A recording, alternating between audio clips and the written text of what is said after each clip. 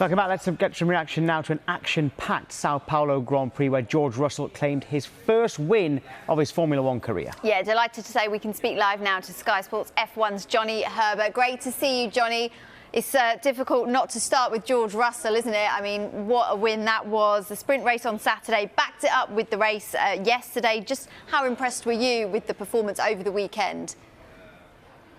Yeah, massively. Of course, Mr. Saturday now's turned it into Mr. Sunday as well. And it's very significant, I think, as well, because obviously his battle with his teammate Lewis Hamilton, this is the changing of the guard starting to appear. I think we've seen it with, obviously, Max Verstappen being two-time world champion over the last 2 years. But now, George, this is going to be something that's going to be so powerful for him in his career. He's a Brit, but I think he's very, very popular around the world. But it was just the manner that he won the race. He did it in just such a beautiful, consistent fashion throughout. He's under pressure, a pressure that he's never, ever felt before, but he delivered. Brilliant job.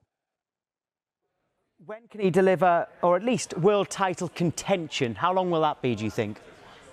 Well, I think this is the kickstart of that. And I think what the two things that have come together, of course, is the race win. It's something now that sort of monkeys off his shoulder.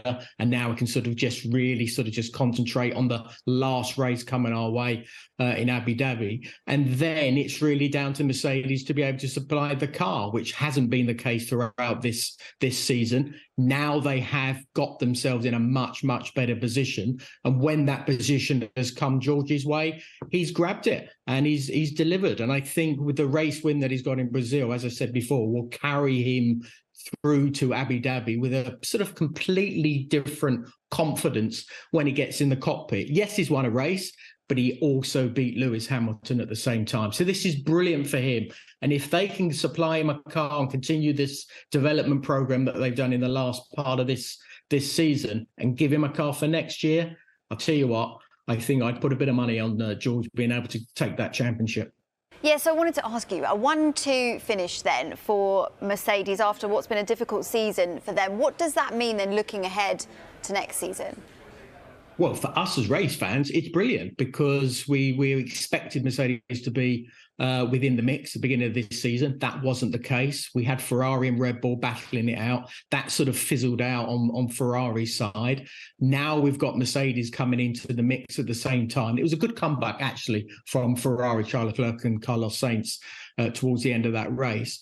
But now we've got Mercedes really understanding the car. It looks as if they possibly have the fastest car going into the last two races of the season. That's going to worry Max Verstappen and Red Bull and Ferrari, but it's only going to really make it exciting for us going into next season, knowing the potential of 3 different manufacturers battling it out with 6 different drivers. And of course, the 2 Brits in the Mercedes have a very, very strong chance of being able to carry on this momentum that they seem to be having at the present time. But of course, you can't rest on your laurels. You know, Red Bull and Max and Sergio Perez are going to be quick. You know, the 2 Ferraris are going to be there as well. But it's moving in a very positive direction for us as Formula One fans, because the battle is going to be pretty mighty. But Mercedes look very good at the present time.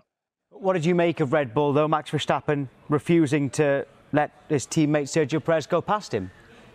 Yeah, I think that just shows what Max is all about. You know, it's a very selfish way, but to be honest, you've got to be selfish, I think, in any sport in many respects to get the best out of yourself, give yourself those race win chances, and of course championships. That's why he's a two-time world champion. And I think selfishness is something we've seen with Fernando Alonso, Michael Schumacher, Ayrton Senna, Anna Prost. The list goes on.